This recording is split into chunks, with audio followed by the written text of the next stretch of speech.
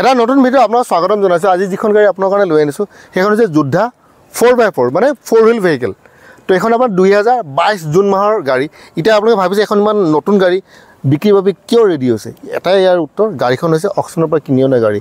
ফাইনেন্সে টানি অনা গাড়ী, অনাৰে অকশ্যনত বহি গাড়ীখন কিনিছে। অকশ্যন মানে হৈছে নিলামী। তো এইটো হৈছে আপোনাৰ ফ্ৰণ্ট প্ৰফাইল। এতিয়া মই দাম কণ্টেক্ট নম্বৰ যি আছে মই আপোনাক গোটেইখিনি ক'ম এটা এটাকৈ। এবাৰ ফ্ৰণ্ট প্ৰফাইলটো এবাৰ দেখাই দিওঁ। এইটো হৈছে ফ্ৰণ্ট প্ৰফাইলটো চাব পাৰে, টাটা লগত চাব পাৰিব। হেডলাইট ঠিক আছে, কোনো ক্ৰেক নাই। আপোনাৰ চাওক নম্বৰটো এবাৰ চাওক, AS01 PC 2391। কাৰোবাক যদি লাগে চেক কৰি ল'ব পাৰে, অনলাইন কিবা যদি ফেইল আছে আপডেট আছে চাই লওক।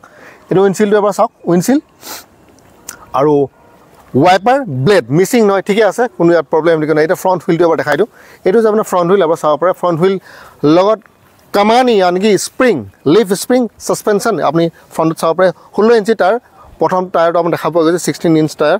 আৰু এবাৰ এইপিনে লৈ আনো, এইটো এইপিনে লৈ আনো, আৰু এটা 16 ইঞ্চি টায়াৰ ইয়াত দেখা পোৱা গৈছে। এইটো 16 ইঞ্চ টায়াৰ, 16 ইঞ্চি টায়াৰ। এইপিনে আপোনাৰ কামানি আছে। এইটো হৈছে ড্ৰাইভাৰ কেবিন।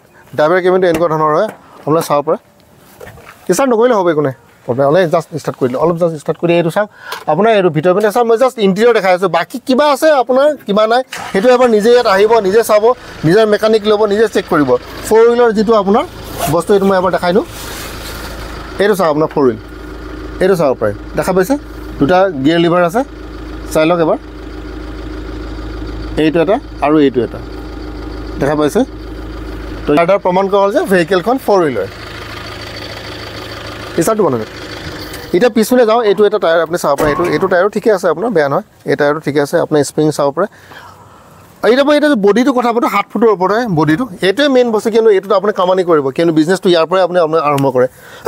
আপুনি নতুন গাড়ী কিনাতকৈ পুৰণা গাড়ী এখন কিনিলে বেছি ভাল, কিন্তু পইচাকেইটা ৰাহি হয়, আৰু সেই পইচাটো আপুনি বিজনেছটো আৰু আগুৱাই লৈ যাব পাৰে। এতিয়া ফ্ল'ৰটো এবাৰ দেখুৱাই দিওঁ। এইটো হৈছে ফ্ল'ৰটো চাব পাৰে। আপোনাৰ 1200 কেজিমান আপুনি ধৰিব পাৰে যে আপুনি উঠাব পাৰে, 1200 কেজি, বেছি নহয়। আৰু যদি বেছি উঠে আনঅফিচিয়েলিটো উঠাব পাৰে, তাতে ক'বলৈ মই একো নাই।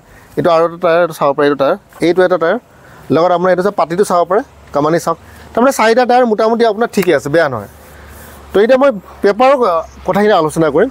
পেপাৰৰ কাৰণে মই আলোচনা ইয়াতে কৰি দিওঁ। পেপাৰ যিটো বস্তু হয় ইয়াতে থাকা পেপাৰ আপুনি স্ক্ৰীণত চাব পাৰে। এইটো চাওক পেপাৰ কিছুমান আপডেট আছে, কিছুমান ফেইল হৈ আছে। আৰু অনাৰৰ এইটো কথা যে পেপাৰখিনি আপোনালোকে আপডেট পাই যাব, তাৰ বাবে আপুনি কোনো চিন্তা কৰিব নালাগে। স্ক্ৰীণত চাওক, মই আপোনাক উলিয়াই দিছোঁ। এতিয়া নেক্সট টাইম ইয়াত দামটো কিমান হৈছে? দামটো ৰখা হৈছে মাত্ৰ 6 লাখ টকা। এখন যদি নতুন গাড়ী কিনিব যায়, মই ইয়াত নকওঁ, বহুতে কয় নয়া গাড়ী, নতুন গাড়ীৰ কাৰণে আপুনি কিয় কথা পাতিছে? পুৰণা গাড়ী মানে পুৰণা গাড়ী, তথাপি আপুনি নতুন গাড়ীৰ লগত কম্পেয়াৰ কৰিব লাগে। তো এখন নতুন গাড়ী আপোনাৰ মোটামুটি 11 লাখমান ধৰি ৰাখক। এতিয়া যদি আপোনাৰ যদি এইখন গাড়ী এতিয়া কিনিব যায়, বেছি দিন হোৱাও নাই, 6 লাখত এই গাড়ীখন আপুনি পাই আছে। ফাইনেন্সটো আমি চাই ল'ম, যদি ফাইনেন্সটো যদি দিব পৰা যায় তেতিয়া দিয়া যাব। সেইটোত বহুতখিনি টাৰ্মছ এণ্ড কণ্ডিশ্যন থাকে, কিন্তু আগতীয়াকৈ কৈ দিব নোৱাৰোঁ যে আপুনি ফাইনেন্স পাই যাব। বহুখিনি বস্তু মিলিলে ফাইনেন্সটো আমি কৰিব পাৰোঁ। তো 6 লাখ টকা গাড়ী গুৱাহাটীত আছে, যোদ্ধা 4x4। তো ইয়াৰ লগে লগে আজিৰ ভিডিঅ'টো ইয়াতে সমাপ্ত কৰিলোঁ। পুনৰ এটা ভিডিঅ' লগ পোৱাৰ প্ৰতিশ্ৰুতিৰে, বাই।